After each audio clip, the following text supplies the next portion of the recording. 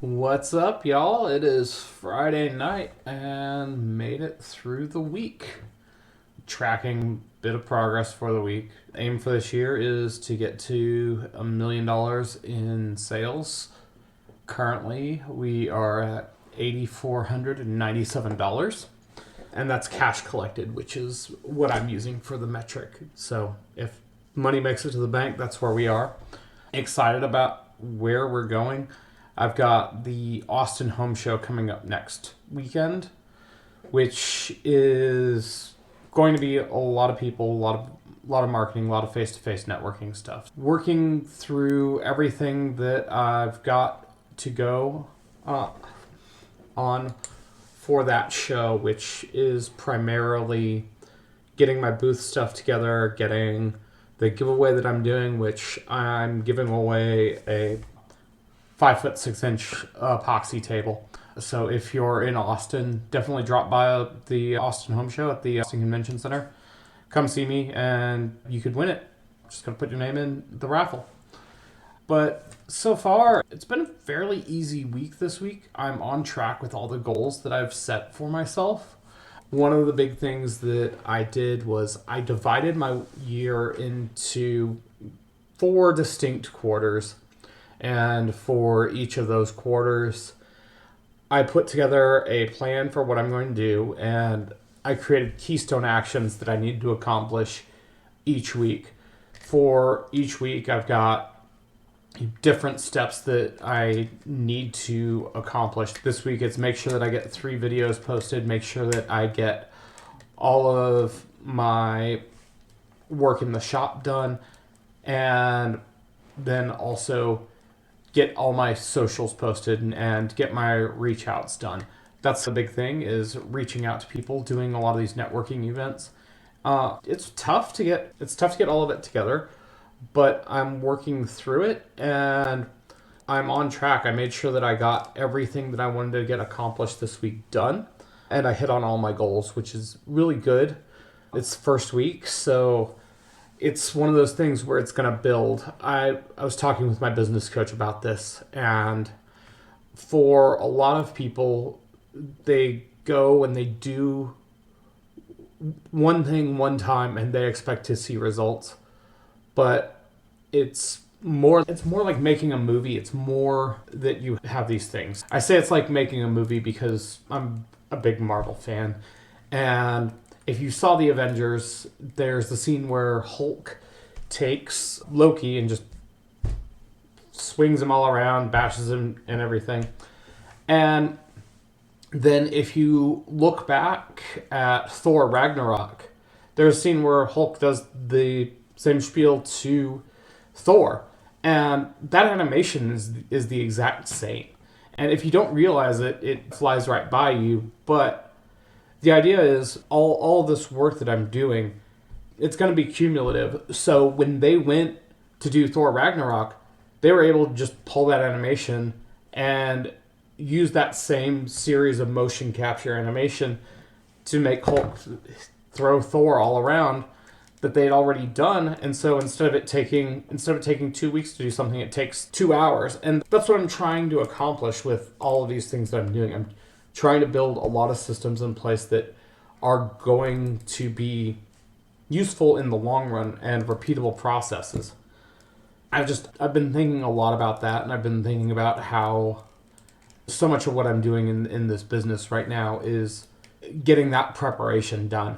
And it's tough because you don't see those immediate results. You have to delay the gratification.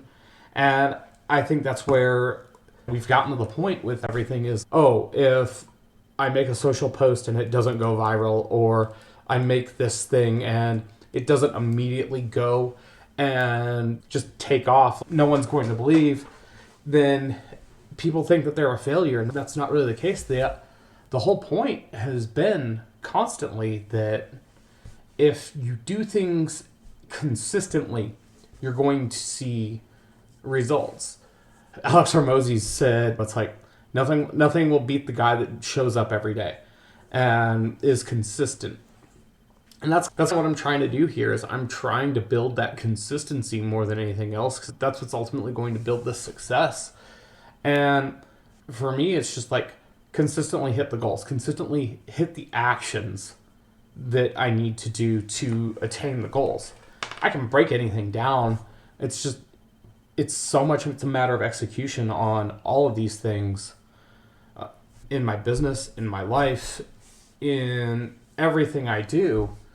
And as I'm thinking through this, actively making these conscious decisions that I'm going to do certain things and I'm going to not do certain things, which makes it really interesting when you say like, all right, I'm choosing not to do X, Y, and Z, and I'm accepting that as the cost because the trade-off of not doing X, Y, and Z means that I accomplish A, B, and C. For me, I'm approached it like, all right, I'm going to take this business and I'm going to grow it to $1 million this year. And for me, it's, I've got to give up certain things. If I'm going to do that, I've got to make sure that I get myself to that point that I can do everything that I need to. It's 160 something tables is going to be what I end up making this year, it looks like. And that's a very labor intensive process. It requires a lot of discussions with people. It requires a lot of thought. It requires a lot of, off flows. I'm constantly evaluating this and seeing where I can go and what I can do to get better. But I think that has me in a bit more of a mindset where I'm focusing more around my business and focusing more around these processes and how I can build those repeatable things, those things I can reuse, those ideas I can reuse. It's build new forms in my shop for tables that can constantly be reused, build new pieces of shop infrastructure. It's that infrastructure side of it that's really important. That's where you see a lot of this investment that should be done in anybody's wood shop, especially if you're scaling that in the business. Like wherever you're going, you want to invest in as much infrastructure as you possibly can because infrastructure is going to allow you to do things quicker.